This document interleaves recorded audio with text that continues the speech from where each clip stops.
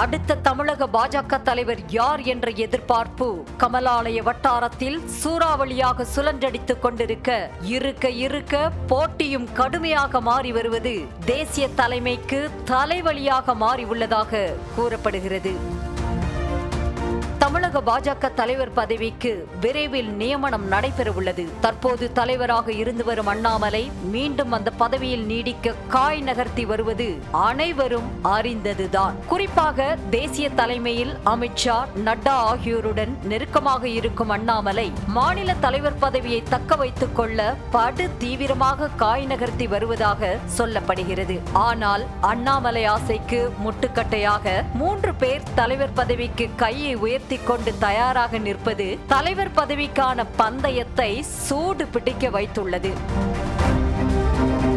அண்ணாமலையை தாண்டி தமிழிசை, நயினார் நாகேந்திரன் ஆகிய இருவரும் தலைவர் பதவிக்கு காய் நகர்த்துவது முன்கூட்டியே தெரிந்ததுதான் என்றாலும் இந்த விவகாரத்தில் கமலாலய வட்டாரத்திற்கு ஆச்சரியத்தை கொடுத்தது என்னவோ வானதி ஸ்ரீனிவாசன் தான். கோவை தெற்கு தொகுதி எம்எல்ஏவாக இருந்து வரும் வானதி ஸ்ரீனிவாசன் கட்சியில் தேசிய மகளிரணி தலைவியாக இருந்து வருகிறார். வானதியின் தேசிய மகளிரணி தலைவி பதவி காலம் விரைவில் முடிவடைகிறது என்ற நிலையில் அடுத்தபடியாக மாநில தலைவர் என்ற அதிகாரமிக்க பதவியை கைப்பற்றும் ஆசையில் இருக்கிறாராம். மத்திய அமைச்சர் நிர்மலா சீதாராமனுக்கு நெருக்கமானவராக அறியப்படும் வானதி ஸ்ரீனிவாசன் அவர் மூலம் டெல்லி தலைமையிடம் காய் நகர்த்தி வருவதாக சொல்கிறார்கள்.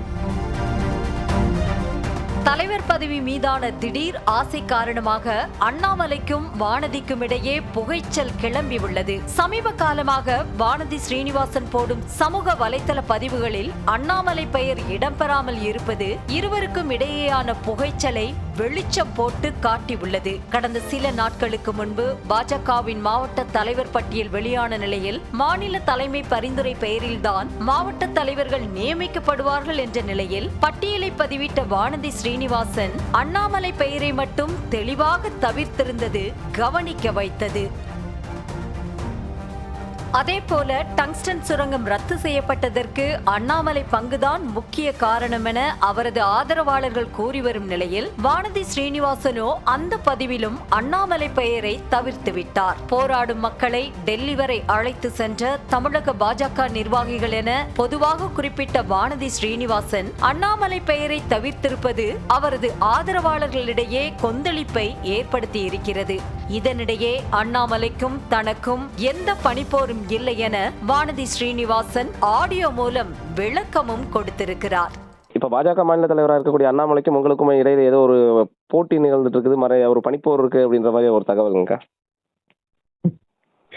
பனிப்போரும் கிடையாது. நேற்று கூட 2 பேரும் பேசிக்கிட்டு தான் இருந்தோம்.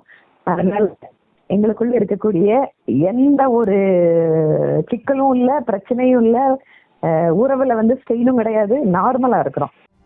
இதேபோல இரு மாநில ஆளுநர் பதவிகளை ராஜினாமா செய்துவிட்டு மாநில அரசியலுக்கு திரும்பிய தமிழிசை சவுந்தரராஜனும் தலைவர் பதவியை கைப்பற்றும் குறியில் இருக்கிறார். அரசியலில் மிகப்பெரிய ஆளுமையாக வர வேண்டும் என யோசிக்கும் தமிழிசை சவுந்தரராஜன் அதற்கான களமாக மாநில தலைவர் பதவியை அமைத்துக் கொள்ள விரும்புவதாக சொல்லப்படுகிறது. தமிழிசை சவுந்தரராஜன் பிரதமர் மோடிக்கு நெருக்கமானவராக அறியப்படுவதால் மாநில தலைவர் பதவிக்கான ரேஸில் இருக்கும் மற்றவர்களுக்கு நெருக்கடியை கொடுக்கும் வகையில் மாறியிருக்கிறது. இது ஒரு பக்கம் இருக்க எம்எல்ஏ நயினார் நாகேந்திரனும் தலைவர் பதவியை தன்வசமாக்கிக் கொள்ள முயற்சிப்பதாக சொல்லப்படுகிறது. எல் முருகன் பாஜக தலைவராக இருந்தபோதே அந்த பதவியை கைப்பற்ற எத்தனித்த நயினார் நாகேந்திரன் தற்போது அதிமுகவுடன் கூட்டணி என்ற புள்ளியை வைத்து பாஜக தலைவர் பதவியை கைப்பற்ற நினைக்கிறாராம். நயினார் நாகேந்திரன் அதிமுகவில் இருந்து பாஜகவுக்கு வந்தவர் என்ற நிலையில் அதன் மூலம் மீண்டும் அதிமுகவுடனான கூட்டணி உறவை புதுப்பிக்கலாம் என கூறி தலைவர் பதவிக்கு வாய்ப்பு கேட்டு வருவதாக சொல்கிறார்கள். 4 பேர் தலைவர் பதவிக்கான நாற்காலியில் துண்டு போட தயாராக காத்திருக்கும் நிலையில் தேசிய தலைமை என்ன முடிவு எடுக்கப் போகிறது என்ற எதிர்பார்ப்பு எழுந்துள்ளது.